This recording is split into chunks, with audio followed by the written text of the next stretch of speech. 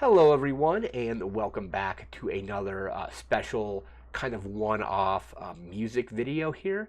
In this video, I'm going to be showcasing and discussing my top 5 concerts that I've attended. I attend quite a few shows, so this is just going to be me discussing my favorite concerts of all time. It's actually going to be 6 concerts because the first concert we're going to discuss in this video is a concert that I kind of joked when I saw it or when I went to it that it kind of ruined concerts for me going forward from that time onward, just because of the circumstances behind the concert, how incredible the concert was, and so on. So if I included that in the top 5, it would kind of always be there at the number 1 spot. So this one is basically, it kind of graduated to a concert hall of fame for me, like absolutely like legendary status. So the greatest concert I've ever seen is this very first one we're going to discuss, and the other 5 are all amazing concerts in their own right, and those ones are not necessarily set in stone. The first one that we're going to discuss here, which is kind of graduated up to that Hall of Fame status, is definitely set in stone as the greatest concert I've ever seen, or probably very likely ever will see. So we're going to load up our slideshow here, and we're going to discuss these concerts. This first one here is the one I was just discussing about how legendary it was. And then the rest of them, we're starting with 5 and going to number 1. Let me just load this in here. So the greatest concert I have ever seen, ever probably will see, was the LA Taylor Hawkins tribute concert from Tuesday, September 27th, 2022. So almost 3 years ago now. Like next week, I think, will be the 3-year anniversary of this just incredible concert. So obviously in March of 2022, we lost Taylor Hawkins of the Foo Fighters. I also toured with Alanis Morissette. Had various side projects like Taylor Hawkins and the Coattail Riders, NHC with Dave Navarro and Chris Chaney, and various other projects like the Birds of Satan, and so on. So when they announced this concert, I think in the summer of 2022, I knew I absolutely had to be in it. They did 2 of these shows. One was in early September of that year in London at Wembley Stadium, which I knew, as much as I wanted to go to that one, I knew I wouldn't be able to swing that one for like getting time off and things like that and traveling. So I ended up getting tickets to the LA show, and I felt like I'm like, well, but it got it on the pre-sale, and very luckily was able to get 2 tickets. My friend and I flew out for the show. We did a couple. We basically stayed near the Kia Forum, an amazing venue for concerts, and met a lot of amazing people at that show. People that I would eventually become very good friends with, that I wasn't necessarily friends with before the show, but after the show we all kind of became very good friends. So met a lot of friends there. Got some amazing merch there as well. If you can kind of see, I'm going to point to it, like right there. Kind of hard to see, but that is the one of the posters they did for the concert, and that it's just an amazing poster. I also picked up and some shirts as well, but probably my favorite hat in my hat collection of various music-related hats is this Taylor Hawkins hat, which I absolutely love. Has LA and London on the back of it, 2022. Just an incredible concert. They paid tribute to Taylor in a very beautiful way with musicians that were his friends, as well as musicians that he loved from when he was listening to music. So some guests included Rush. Like, I never thought I would get to see Rush, or at least the 2 surviving members with Geddy Lee and Alex Lifeson. Got to see the very first time I saw Queen, or the members of Queen that are still around, Brian May and Roger Taylor. I think John Deacon is still around, but he's no longer playing. Got to see, obviously, a whole set by the Foo Fighters themselves, because this was actually my first Foo Fighters show. The last few times they played here, prior to this, I was not living in the area, or also was out of town during one of those shows. And the last time they played here before playing before they would have played in 2022 was 2018. So I did have tickets to that 2022 concert, which was in that summer, which was very obviously, understandably canceled. And then they did a tour of like about a year later, and then 2 years after um, the show that I was supposed to go to, they eventually toured again. So yeah, this was just an incredible show. We had obviously like members of the like Stuart Copeland played, remaining members of Nirvana played, some stuff. The set list for this show is absolutely phenomenal. It started off at like 6 p.m. at night. It ended at midnight. So a 6 hour, just very stacked set list. Again, going from bands that Taylor was part of. So Chevy Metal played some songs. Obviously, the Foo Fighters were there. Like I said, Queen and Rush played. Pink, who I think sung on like 3 songs on the show, absolutely crushed it. She sang Barracuda with members of or one of the members of Heart. She did I think Somebody to Love with Queen, and then also provided backing vocals, provided the vocals that Taylor would sing on the Pretender by Foo Fighters. Just an absolutely magical event. Like music just brings people together in kind of crazy ways, and this concert was just a beautiful show. Had never been to the Kia Forum before. That was incredible. I remember we flew in on a Monday morning.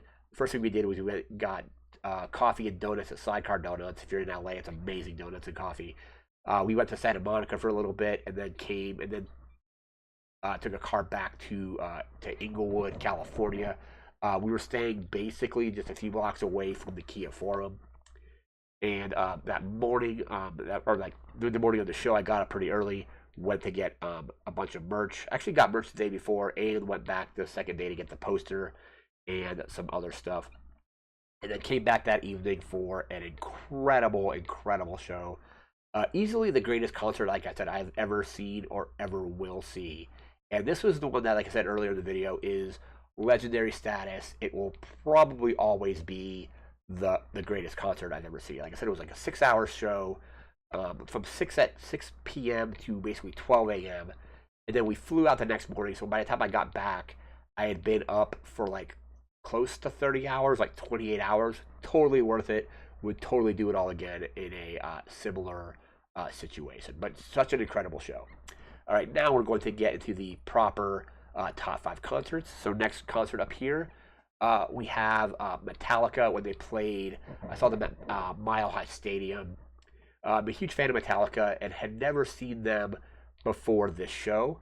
I was considering going to LA because I think they started doing the M72 tour. M72 tour. I think it was in 2024 maybe, and it may have been 2023. I don't remember. They were playing it at SoFi Stadium though, and I've heard not so great things about the acoustics at SoFi, and also I didn't necessarily want to fly to that one because it was a weird staggered date. So it was like I think they played their first show and then they took a day off and played their second show.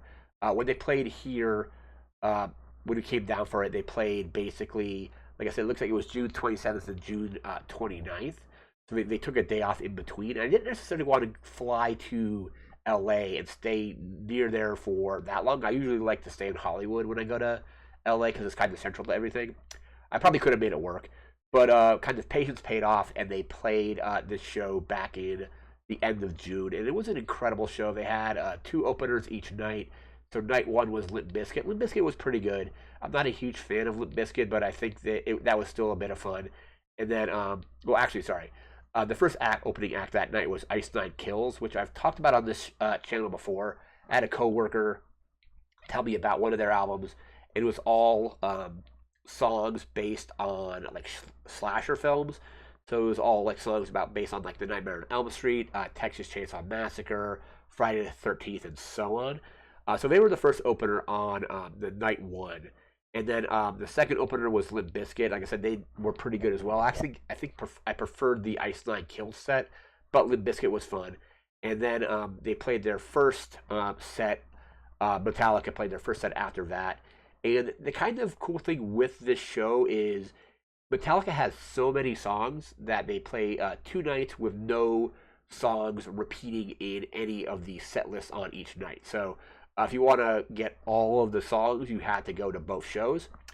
So if you wanted to hear Master of Puppets, you would have to go to both shows to hear that, or to be guaranteed to hear it. Yeah, the set list on this tour was just incredible. Just classic heavy metal from Metallica from start to finish. I think they played for like 2 or so hours. I think Limp Bizkit was maybe 45 minutes, close to an hour. I don't remember how long Ice Nine Kills played for. But yeah, night one was amazing. I think I give the edge to night two slightly. They closed. I think they closed night one out with Master of Puppets, which is one of my favorite songs by Metallica. But I think they also set an attendance record for Mile High Stadium out there, because I had nosebleeds. They were actually like pretty good seats, and I want to say the total ticket cost for both shows was like $120, so like 60 per show, which is absolutely totally worth it. But it was just an incredible concert. Night two, they ended up closing with Enter Sandman, and they basically played everything from like Enter Sandman to Master Puppets in between. They played like anywhere, like Wherever I May Roam. They played Battery, For Whom the Bell Tolls, some stuff off their newer record, which is also really good. Harvester of Sorrow, One, kind of any classic Metallica songs you can think of. They ended up playing, and it was an incredible concert. So, like I said, 2 nights of just amazing heavy metal. Probably Metallica played for like a total of probably like 4 hours between 2 nights, and then each of the other opening acts on night two were Suicidal Tendencies and Pantera. Obviously, Pantera is not the same without Dimebag Daryl, or I think Vince. But yeah, like Pantera was an awesome set. Suicidal Tendencies had a great set as well. And I kind of give this the edge to night two slightly, because it had For Whom the Bell Tolls, Wherever I May Roam, and then Enter Sandman. Night one has some great hits as well, such as like Seek and Destroy, which is amazing live. Then of course Master of Puppets was there as well. But yeah, this is number 5 in my greatest concerts of all time. It was an amazing weekend, basically, because it was like two nights of just nothing but classic, awesome heavy metal. So moving into concert 4, we have the Foo Fighters 2024 tour, which showed up or came to Denver. So this is my first actual just straight up Foo Fighters show outside of the Taylor Hawkins concert we talked about earlier. This is the tour they had with Josh Freese, who eventually got let go, and they got forget the name of the current or newer drummer, but I bought tickets to this and took a weekend for this as well. A bunch of friends that I had made and met at the LA tribute show, as well as the first Laguna Beach meetup that I went to in 2024, were at this show. Some of my friends from around the area went to it as well. They had some great openers. They had Mammoth with, which obviously Wolfgang Van Halen's band. They played for like a 30 minutes, and then the first opener before the Foo Fighters was the Pretenders, classic band with Chrissie Hynde. I had never seen them live before, so seeing that Pretenders concert was awesome. As was Mammoth, WVH. That was great, and Foo Fighters played basically all their hits. They played The Teacher, which is an amazing song off their latest record, But Here We Are. And that's like a 10-minute long. That was part of the encore. Obviously, they ended with Everlong. But this is the first time I actually saw them play Aurora live at a concert. Aurora is my favorite overall song by the Foo Fighters, and it was incredible live. They kind of ended up doing a lot of like extending some of the songs and going into kind of extended jams as well, which was really cool. And apparently, according to Dave Grohl, this is, at least for the Foo Fighters, their biggest audience, at least in, I think, the United States, is what he was saying. I think they've had bigger crowds at like Wembley and other like stadiums like that, but the show in Denver was the largest audience for a Foo Fighters show, audience-wise, because they had, obviously the seats were full. They had I think a third of the stadium was kind of blocked by the stage, so they don't sell those kind of behind the stage seats or anything. They're not going to have a good view, but then you had to account for like the field seats and all that. I forget the overall attendance, but it was up there. It wasn't record breaking for the stadium or anything like that.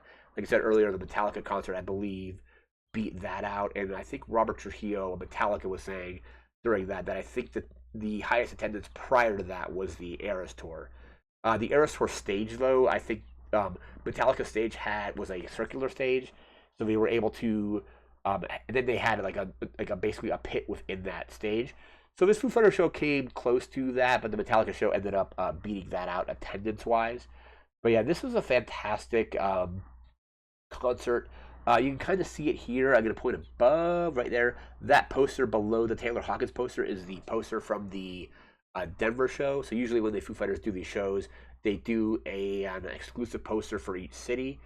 Some of them have cooler designs than others. Some of those, I don't think the Denver one is necessarily the best design, but it's a pretty good design. I forget what, there was one where it was like a hand in a peanut butter jar from that tour that I think people generally didn't really like. But yeah, this was, like I said, my first proper Foo Fighters show because they played for a good close to 3 hours. I think it was like over 2.5, close to 2 hours and 45 minutes. And they played every kind of song I wanted them to play. We got Aurora, we got Everlong, The Best of You, like Times Like These. They played Walk again. Walk is one of my favorite songs by them as well, off Wasting Light. Just an incredible concert, and had a good time in the merch line the day before. Went out to lunch with some friends after getting merch, and then came back, hung out with more people, kind of in the general admission line.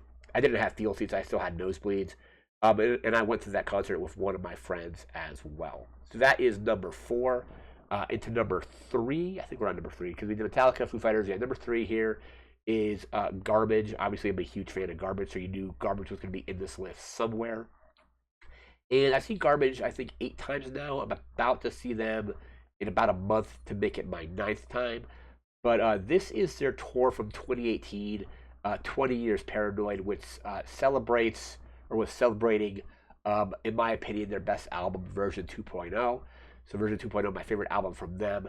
And they weren't playing anywhere near where I live, so I ended up having to travel for this one. And this is the first concert that I actually had traveled to traveled out of the state to see. So ended up seeing them in Albuquerque, New Mexico. I think it was like at the Sunshine Theater, kind of a smaller theater in Albuquerque. So flew into Albuquerque the day before, kind of walked around downtown, and Albuquerque is like really, really small. Like the main street was like, I think the theater was on the main street, and it was kind of jarring actually. But got a motel there near the venue. I think the day before, I had nothing really to do, so I went to see a movie. I had to flip a coin. I forget what the movie was. It was like A Simple Secret or something like that, or a movie with Anna Kendrick and Blake Lively, or A Star Is Born with Lady Gaga and Bradley Cooper. Ended up seeing the coin flip ended up being the Bradley Cooper and Lady Gaga A Star Is Born. So I saw that the day before. Lined up at the venue like a good 3 to 4 hours early to try to get as close to rail as I could.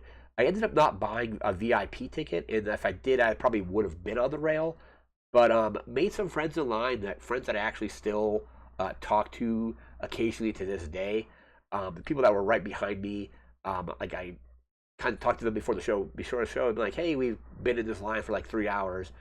Let me get your like contact information. So we traded information, and I still talk to him periodically, which is really cool. Because usually at these concerts, you make like a friend for the night, and you generally will probably never see them again.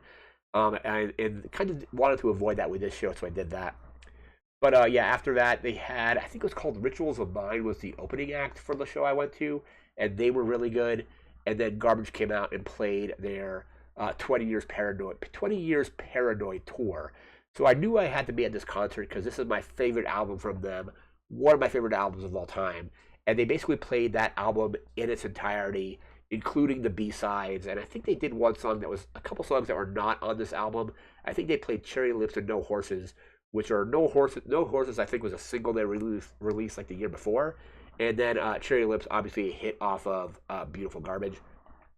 But the whole thing was they were playing the entire album plus the B-sides, and a lot of these songs they have not played since this tour. Shirley made some kind of comment at the tour of, like some of these songs we may never play again. Luckily, some of the songs have kind of crept into some of their more recent playlists or set lists. So the next time I saw them in 2019, um, one of my favorite songs by them is "When I Grow Up." So the first time I heard them play "When I Grow Up" was at this show, and that song, I think, at least in the next tour after this one, was on the set list. "You Look So Fine" is my favorite Garbage song, like overall, and they played that on this tour. And I think they've worked that into some of the other tours as well. But there's some songs off of this album that I don't think I've heard them play since this show. And incredible show. Like I said, first time I had traveled to go to a concert because they weren't doing any date near where I was, so I decided if they're not playing near me, I'm going to go to them. So that is, I think, number three. So it's an incredible show. Like I said, songs that they've not played live, at least in my experience since then. I got to see, and got to see them play my favorite album from them in its entirety, which is really cool. Into our next, let's see here, concert. Let me see. We have number two. I think we're at number two is Oasis. So this is the most recent concert I've been to, and this is a band I never thought would get back together with kind of how kind of nasty their breakup was in, I think, 2009. I remember like reading like a thing from Noel when they broke up about kind of like he's like I quit Oasis or whatever it was, and then the remaining members, Liam, I think they spun it off into BDI, which was kind of a those other members of Oasis led by Liam, making I think they only made like two albums, but yeah, never thought they would get back together. I remember they announced this tour um, almost a year before my show. I went to the one in LA. It was like technically in Pasadena at the Rose Bowl Stadium. We saw it on night two. My friend and I flew out for that. But like I said, never thought I would see them play live, and I've discussed on multiple, like at length on this channel before.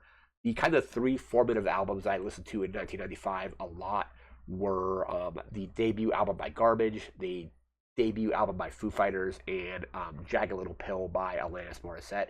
But if I had to include my fourth album in there, it would have been What's the Story, Morning Glory by Oasis. So Oasis, obviously a huge band in the mid to late 90s. Up till their breakup in 2009, I think their best two albums are their first two. Definitely Maybe is my favorite, followed very closely by What's the Story, Morning Glory. And a couple years ago, I actually saw Noel playing with the High Flying Birds at one of the smaller outdoor venues in the area. And this is a venue I have been to. That was my second time going to it, but I've been to this venue three times, and it's always kind of not been a great experience. The first time I went to that venue was to see Garbage and Tears for Fears, and it rained. Kind of drizzled a little bit. For a Garbage concert, it's kind of fitting. The next time I saw them was at the same venue, and it was Metric opening for Noel Gallagher, and then Noel Gallagher basically opening for Garbage. It was part of their dual headlining tour between Garbage and Noel Gallagher, where I think the first half of the tour, Garbage was the headliner, and the second half of the tour, Noel was the headliner. But one of the smaller outdoor venues in the area wasn't incredibly. Noel really didn't seem like he was all that into it, and of course it rained as well. Metric was the opener, and the weather was fine for Metric. It started to rain a little bit during Noel's set, and then it was kind of pouring during Garbage's set, which was again fitting, but also kind of annoying because it rained a lot. I was even considering like leaving the concert like before the encore, but I ended up sticking it out because like I had a hat on, had a coat on. It was fine, but it was raining quite a bit. But yeah, Noel played, and then Garbage played, and like Noel did not really seem like he was like I said earlier, not really like digging the show. And it's an interesting thing with Oasis where you have Liam and Noel are both somewhat successful on their own. Like I said, but when they get together, there's this whole thing where it's greater than the sum of its parts. The dynamic between the two of them is absolutely incredible. So when I saw Noel a couple years ago, it was like I said at a smaller outdoor venue in the area, and now him and Liam are like selling out stadiums all over the world. Like the show I went to in LA was completely sold out. And it was a big thanks to the Oasis subreddit that I was able to get tickets. So Oasis does this thing where they have a lottery for pre-sale codes. So I registered for the pre-sale codes for the show I wanted to go to, which was one of the LA ones. Unfortunately, did not get a code, so I had to take my chances with the general public sale. So without getting a pre-sale code, I was kind of like, well, I'm screwed. Um, or so I thought. So on the subreddit for Oasis, they were saying a lot of the Saturday show was a lot of it was already sold. But Sunday, the night two, had a good amount of tickets available still. So I waited for the general sale, got in, chose Sunday because, like, from what I was reading on the subreddit, that having a higher likelihood of getting into the show, and was able to get through the queue like very quickly. I was like number like 150 in the queue or something like that. I was kind of shocked that and the queue went by so quick. Grabbed two tickets. They were pretty cheap for what it was. It was like two tickets at like $90 a piece. They were nosebleeds, but like it's a shallow stadium, so the nosebleeds at the Rose Bowl almost feel like maybe like lower bowl, maybe mid-level tickets at like a larger stadium. It still has a high capacity, but it's a more shallow like college football stadium. So got the tickets, and it was almost like maybe minus a month. So basically, I had to wait like 11 months to see the concert. It's by far the longest I've had to wait between purchasing tickets and actually going to the show. But my friend and I flew out to LA. Ended up getting this awesome bucket hat, which is actually reversible. So you got that on there. Just a really cool bucket hat. Bucket hats are actually like one of the cooler things that they have at the merch stand. And we went to the Oasis pop-up store as well. We made a whole trip of going to LA. So we went to the New Beverly Cinema, which I've been to a few times, and my friend had never been to it, so him and I went there. And then Sunday was a show. I got there pretty early. He ended up walking because we kind of went our separate ways to Pasadena for a couple hours. He ended up walking instead of taking the shuttle. He ended up walking from downtown Pasadena to the Rose Bowl. It's not a long walk at all. But I took one of the shuttles. Sorry, excuse me. One of the early shuttles. Kind of hung out with a bunch of just Oasis fans waiting for the show to start. The openers were, I believe, it was Cast.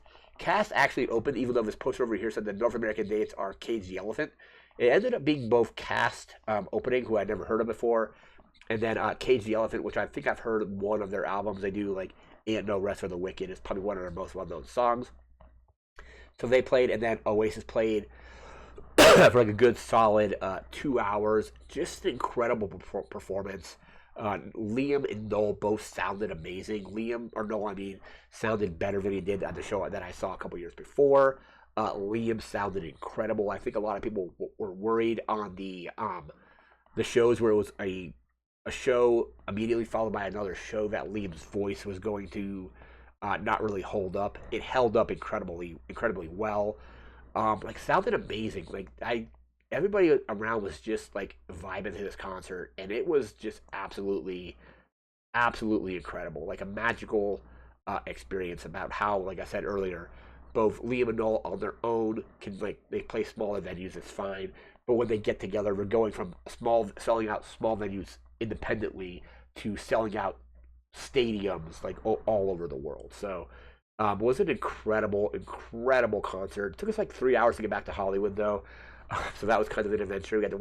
We ended up walking from the stadium to downtown Pasadena because we knew if we waited for a shuttle, we would get stuck there. Apparently, people got stranded at the not necessarily stranded at the stadium because I think they only ran shuttles for like an hour and a half after. So we got a train out of Pasadena, but by the time we got back to downtown LA, the subway to Hollywood had stopped running. The LA's B line, so we had to take the train to kind of downtown LA and then take like another like 2 buses to get from downtown back to Hollywood. Cool thing though is there was somebody on the second bus we were on, that seemed kind of lost. They were telling the driver they were trying to get back to Hollywood. Hollywood and Highland specifically, which is one of the stops there. It's kind of the stop that's right near the Hollywood Walk of Fame, the Chinese Theater, and so on. So when we got off the bus, we kind of tapped him. We said, hey, if you're going to Hollywood and Highland, like, follow us. We'll walk with you there, show you where it is. So he gets off the bus, and he notices that I'm wearing an Oasis shirt, and I have the Oasis hat I just had on earlier. So I'm wearing those, and he asked us if we just came from the concert, and we're like, yeah. And he told us, I think his name was Sean, and he was from Ireland, and he had come to the United States specifically for the Oasis concert. Like, that's how kind of big this concert series has been. So people from all over the world come into this thing. So he tells us he was from Ireland, came in for the show. We talked to him for a while about the band, about just music in general, because we still had a few blocks or several blocks to get to before Hollywood and Highland, and he was kind of lost. So I think he eventually saw like his hotel or like a landmark near where he was staying, and then we kind of went our separate ways after that. But kind of like the cool thing with these shows is you meet these people that are like you're friends with them for like the evening essentially, and then you generally this guy I know will never see again, but I'll probably never forget just walking with this guy, talking about the concert, talking about just like his trip and what he was doing, and so on. So that was awesome. And then we came back a couple days later. But yeah, that is number two for my greatest concerts of all time. And then number one coming up right here is the Alanis Morissette Jagged Little Pill 25th anniversary show. Technically 26 because it got pushed back. But up to this point, I had never seen Alanis Morissette before. And Jagged Little Pill, one of my favorite albums of all time. Probably one of the most important albums I've ever listened to. Because after listening to that album for the first time in 1995, kind of gave me a greater appreciation for music in general. Like I said earlier, the three formative albums were Jagged Little Pill, the self-titled album by the Foo Fighters, and the self-titled album by Garbage. Followed closely after that by Oasis' second album, What's the Story, Morning Glory. But I had never seen Alanis Morissette play live before, and that's kind of one of the people that got me into appreciating like all kinds of music. So before listening to this album in 95, I kind of had a very narrow kind of taste in music. I had like some hip hop albums. I had a couple like soundtracks to like movies and things like that. Some tapes and some CDs. But my music taste was far from developed, and this album or that album really helped develop my taste further. And then we had two amazing openers here. The openers that were scheduled initially were Liz Phair. So Liz Phair ended up backing out of the show because the show was scheduled for I think June of 2020, and obviously with lockdowns, the show got postponed like a whole year. So it went from June of 2020 to June of 2021, and then it was further pushed back again until October of 2021. So and this was at the Hollywood Bowl. So this is another one that I traveled to because I don't think at the time that Alanis was doing any shows close to where I was living. So I think they eventually did add a show to Denver, but by that time I had already booked the tickets to the Alanis Morissette show at the Hollywood Bowl. I had already booked airfare and hotels and things like that. I also had a Warner Brothers studio tour that I had booked as well. Because I'd never been to Warner Brothers Studio, and that was one of the things I made this into a whole trip for this LA show. So flew out and then on like a Thursday. I think the concert was on a Tuesday, and then I came back on like a Thursday. So I was out there for like almost like a week. Stayed in Hollywood again. Just an incredible place to stay. So again, with the show getting pushed back twice, Liz Phair ended up backing out, but she was replaced with Cat Power, who I had not heard of before. But after seeing her as the first opener, I kind of got more into her music, and she was incredible. I think I would have still preferred Liz Phair to have opened because I think I like her music a little bit more. But Cat Power was really, really good as well. And then the second opener was Garbage, and they were coming off of their not their most recent record, but their the one right before it, No Gods, No Masters. So they were touring that album with Alanis. And then Alanis was of course, the main act at this show. And it was absolutely phenomenal. She played some other tracks as well, but basically played, on top of that, played Jagged Little Pill in its entirety. I was kind of secretly hoping that Taylor Hawkins would have been at that show, maybe as like doing like a cameo on one of the drum parts or something like that. Unfortunately, that was not to be because Taylor Hawkins was Alanis Morissette's touring drummer during her first tour for Jagged Little Pill before he joined the Foo Fighters. So that would have been really cool, but that unfortunately was not meant to be. But yeah, the show was just incredible. I had really great seats. They were kind of halfway back at the Hollywood Bowl. The Hollywood Bowl, one of the most iconic music venues, probably at least in the country, if not the world. Apparently, everybody says there's no bad seats at the Hollywood Bowl. I kind of had what are called the super seats, which are about halfway back. They're stadium seating, so they kind of have like a slight slope to them. And I think they have like cup holders if you need a cup holder. I don't remember if they still had the cup holders when I went or not. But yeah, that was just an incredible show. It was the very first time I had seen Alanis Morissette. And it was cool that I got to see her in such an iconic venue. I've seen her again since then. I saw her in 2024 as well. And she played, I think, a few days before the Foo Fighters concert that I had mentioned, the 2024 concert. So she played here, or played in Denver, I should say, slightly before that. So I made that like a whole weekend. I went on Wednesday. I think she played on a Wednesday night. Foo Fighters won on a Saturday night. So I basically just made a kind of extended weekend out of that show. But I made an entire trip to LA out of the 2021 concert. And like I said, it was absolutely fantastic. Like I said, Jag a Little Pill is one of my favorite albums of all time. It's very near the top for me personally, because it kind of came out in '95, and I remember getting it as part of a like the Columbia House get 8 CDs for $1 kind of thing. I got Garbage's debut that way. I got the Foo Fighters debut that way. A handful of other records before then I eventually you had to buy like 2 CDs at like full price, which I did, and then I canceled the subscription. But yeah, an absolutely phenomenal show. It was an amazing evening. It was warm. It was like pretty hot. It wasn't like terribly hot there, but it was night in LA in October, and it was a beautiful evening. It was like there was like maybe a couple clouds, but it was not raining or anything like that. So that was a fantastic show, and I'm really hoping Alanis tours again sometime soon, because I would absolutely go see her again. I've seen her twice so far, but yeah, that is my number one show of all time. Obviously, the Taylor Hawkins tribute concert being ranked above that, because Alanis actually played at that as well. She did.